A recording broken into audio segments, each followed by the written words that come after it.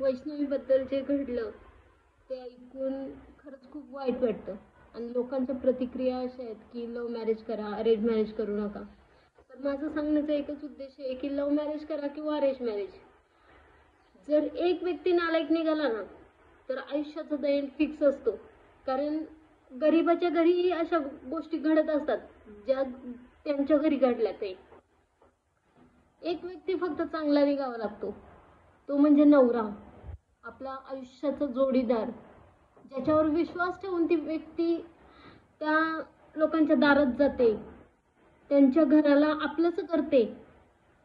त्यांच्याशी काही घेणं देणं नसतं तिला, फक्त एका व्यक्तीसाठी ती ते सगळं करत असते. म्हणूनच आयुष्याचा जोडीदार निवडताना खूप विचार करून निवडा. कारण तो जर चांगला असेल तर तुमचं सोन्याहून पिवळं होईल, पण जर तो व्यक्ती नालायक निघाला